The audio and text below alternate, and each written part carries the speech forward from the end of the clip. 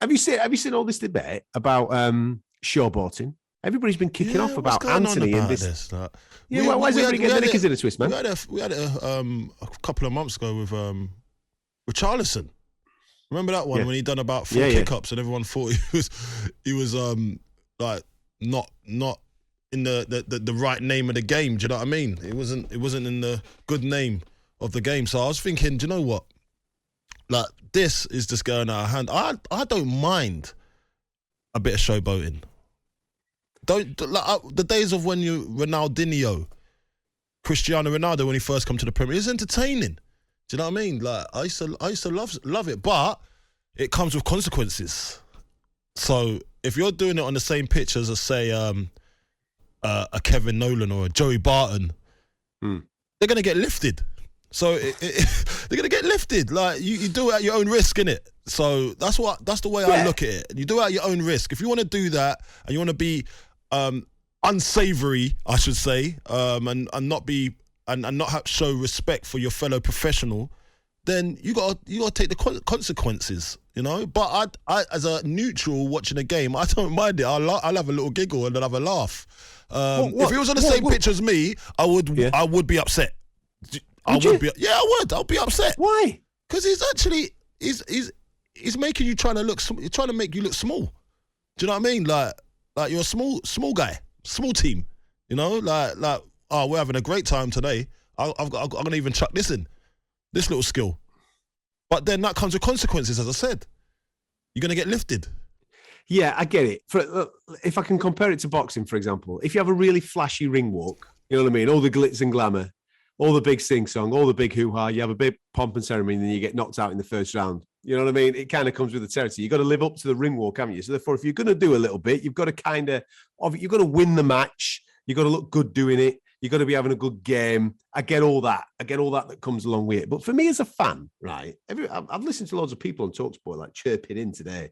And I think it's mainly because it's a Manchester United player that's done it, Antony.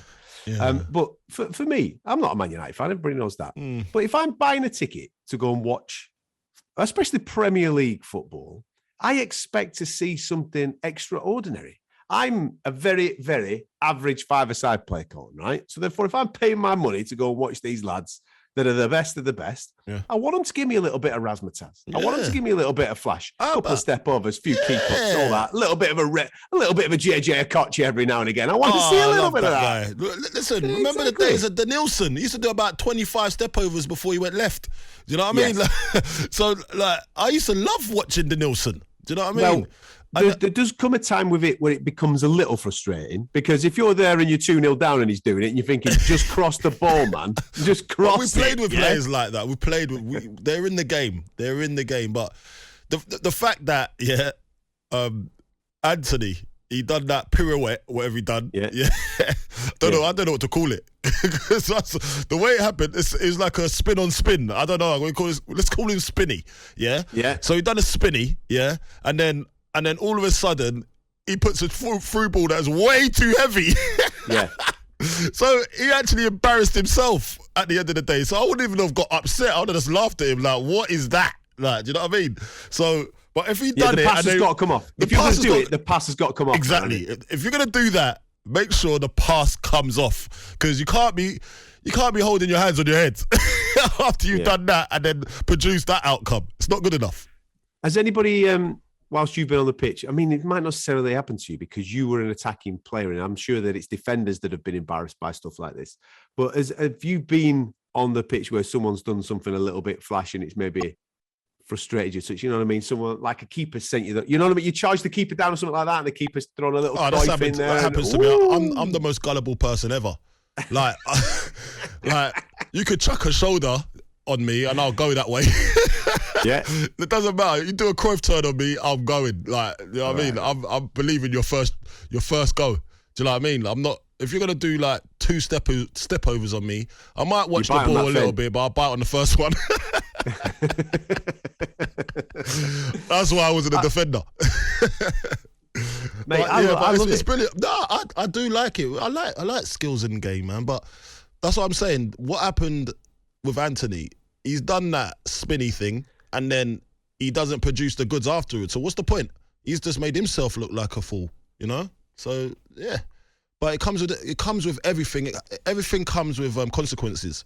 And look, people are not going to be happy with it. The players on the pitch that he's playing against probably will not be happy with it. His Man United teammates won't be happy with it because there was no outcome. So it's a lose-lose for him. If you lose the game, it's obviously worse. But if you win the game, your team's doing its thing, playing well. I like him. I like him as a footballer. Look, I think he's a good lad. Look, and then he ain't gonna do it against. He ain't gonna do it against a team like Chelsea, is he? In the Premier League, I want him to. He ain't gonna do that. He's not gonna do it against. He ain't gonna do it against a team that's fighting for their lives in relegation. I don't think he's gonna do that. You know, but I just think he was just enjoying himself. He was enjoying the moment. The crowd they were buzzing. Like he got carried away with the moment, didn't he? That's all it was. Got carried away with the moment. I don't think he's going to do it in certain circumstances. I think people just like to complain and moan just for the sake of complaining and moaning. At the end of the day, he's a footballer with an extraordinary talent. If he wants to do a few tricks, go do a few tricks, man. Right, entertain me. That's what I pay my money for. The trick happened, and then the other stuff didn't. The through ball, the simple part didn't work. So he looked like a fool at the end of it. Let us know the moments that you've been in a stadium where someone's done a little bit of razzmatazz. Were you there when JJ Okocha did the old rainbow? That were a beauty. Were you in the Everton crowd? I think you were Everton. Or were it Rangers? When Andrei Kanchelski stood, that was brilliant. Footed on the football, and then he looked out. Looked like he was like ahoy sailor. That's it. Having a look beyond the horizon. What was he looking for, by the way, when he done that? No idea, man. Looking for that through ball, looking for the pass. Where was it? That was brilliant. But I love seeing that. That was shown on the TV.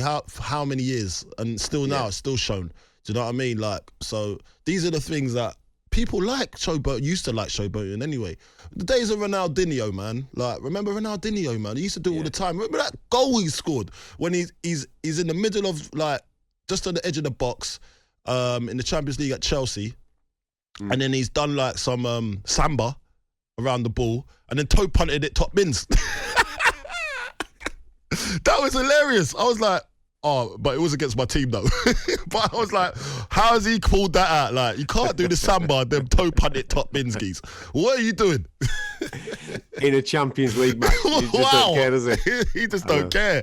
But that was him. That was his that's actually his culture.